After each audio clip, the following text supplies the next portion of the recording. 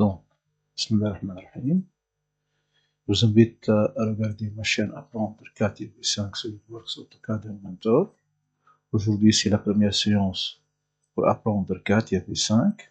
Donc, je clique sur l'icône Katia. Donc, c'est un logiciel de dessin technique.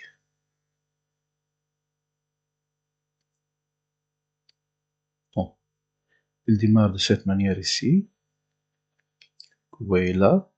Donc, on va fermer ce bureau aussi. Ensuite, on va démarrer à notre bureau ce qu'on appelle par design. Donc, le niveau du bureau ici de Katia, c'est-à-dire plan de travail, il y en a plusieurs. Conception mécanique, nous avons par design, assemblage, SketchUp, ainsi de suite. Donc, vous avez ici presque 18, 19 bureaux de travail. Ensuite, pour la forme, nous avons ici presque 10. L'analyse, simulation, encore 2. Construction, usinage. Donc, Katia, c'est parmi les logiciels spécialisés dans, au début, dans l'aérodynamie, ensuite dans la partie mécanique. Donc, c'est similaire à, donc, similaire au SolidWorks pour les premiers niveaux, c'est-à-dire pour les niveaux première, deuxième, troisième et quatrième année. On commence donc par design. Nous disons le nom de par design, par 1 par exemple, je clique, disons TP1. Je clique OK. Donc, ça c'est le début. Donc, je choisis ici, par exemple, 3 plans, plan A, X, Y, Y, Z, Z, X. X, Y, vous voyez ici, c'est le plan horizontal. Y, Z, c'est un plan vertical. Et Z, X, c'est un plan vertical. C'est comme un plan similaire à SolidWorks, comme ici, en dessus, plan de face, et ici, plan de droite. Donc, je choisis ici, plan de face. Je clique ici. Ensuite, vous voyez la forme que vous voyez ici. Donc, ce sont les 3 plans. Donc, je clique ici sur Esquisse. Voilà. Donc, maintenant, je me trouve au plan, disons, plan de face. Je peux choisir ici les outils, disons ici rectangle, cercle, courbe, ellipse, droite, axe, point. Donc, choisis par exemple rectangle. Donc, pour rectangle, il y en a plusieurs. Vous voyez ces formes ici. Donc, tous ce sont des rectangles. Donc, je clique ici. Je choisis le centre. Je donne donc ici cotation. On dit contrainte. Ici, par exemple, non, il faut cliquer 2 fois sur l'écriture ici pour avoir, disons, la valeur. 100, je valide avec Enter. Je dois cliquer une fois aussi pour contrainte. Je clique 2 fois ici, par 80. Je clique OK. Je fais quitter l'esquisse. Donc, je me trouve tout simplement dans une représentation 3D, sauf que la forme est linéaire. Pour le rang 3D, je clique ici sur extrusion, similaire SolidWorks base basal extrudé. Il me donne ici de combien je dois vider, donc longueur, c'est par exemple 50, 60. Je mets un aperçu, ça va, c'est bien, je clique OK. Maintenant, je clique au milieu de souris et je maintiens la position clic au milieu et faire, disons, faire varier la position de souris. Donc, je peux donc glisser haut et bas d'un côté et de l'autre. Sinon, je peux utiliser cette icône ici pour déplacer.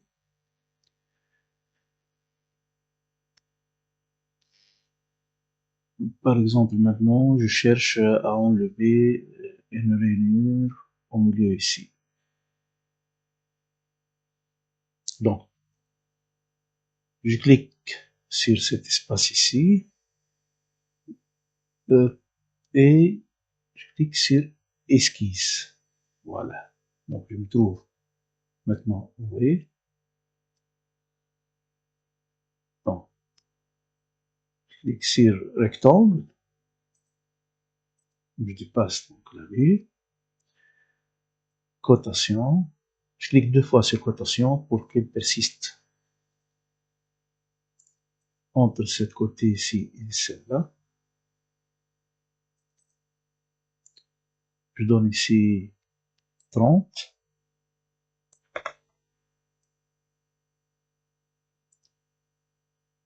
Et de l'autre côté ici. Oh, je reviens une autre fois. Donc, celle-là et celle-là. Sauf de cette côté ici, je veux qu'elle soit 40.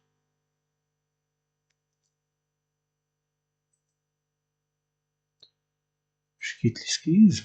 Voilà, donc le ligne fait. Donc, maintenant, pour enlever de la matière, donc pour ajouter de la matière, je clique sur extrusion. Pour enlever de la matière, je clique sur poche. Donc, ajouter de la matière, enlever de la matière. Donc, je cherche à voir ici, c'est pas 60, donc c'est 20. Je fais l'aperçu, et c'est bien. Donc, voilà. Je clique OK. Bon, pour voir faire une rotation de la pièce, je clique sur le bouton milieu et le bouton droite et de souris en même temps. Je maintiens les deux boutons enfoncés. Je vais faire varier la position de souris.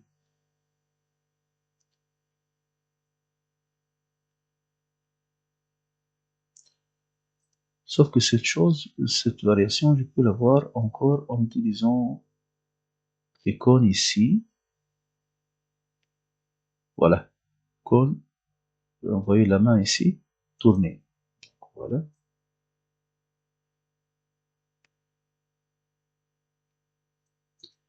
Maintenant, je dois ajouter une champrin à ce niveau. Donc,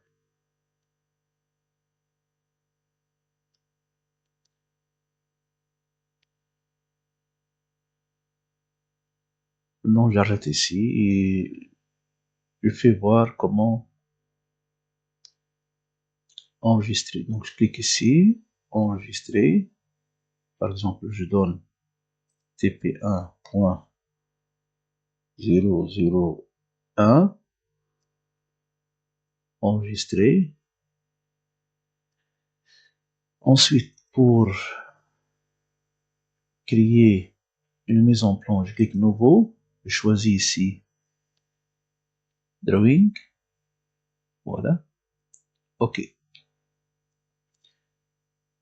Portrait, ISO A4 par exemple, c'est bien.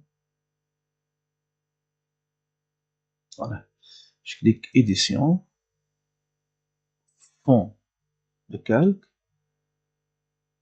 je choisis ici cartouche, je laisse telle qu'elle est et je clique OK.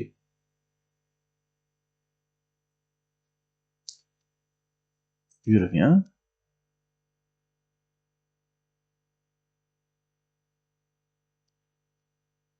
Édition. Voilà, perte de vue. Je clique maintenant sur vue de face que vous voyez ici.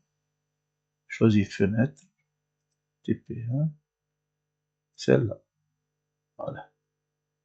Est-ce qu'il me convient? Si oui, je laisse. Je choisis maintenant la quatrième. Donc, je laisse tout d'abord, je dois appliquer ça. Ensuite, je choisis 1, 2, 3, 4. 4, c'est vue projetée. Et je vais mettre ici, par exemple. Pour avoir une vue ISO, je clique sur cette icône ici, fenêtre, et je choisis par exemple cette façade ici.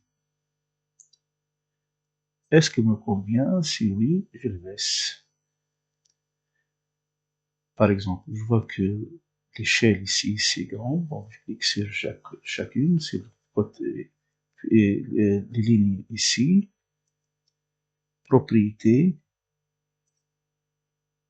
échelle 1 sur 1, non, je cherche l'échelle 1 sur 2. Encore, je dis ligne, affiche les lignes cachées, les axes et les filetages. Je clique OK. De même pour celle-là, propriété, 1,5.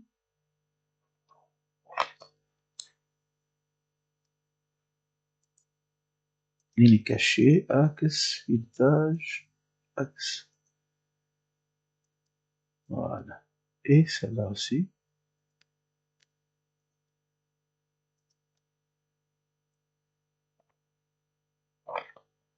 Un demi. Axe entrée, axe ligne cachée. Et voilà. Bon. Je place ici en haut et celle-là en côté bas. Bon. Je fais enregistrer. Le même nom. Bon. Et donc, je donne encore design. Drawing 1.0001 puisque c'est la première. Ok. C'est fini pour aujourd'hui, donc à la prochaine séance.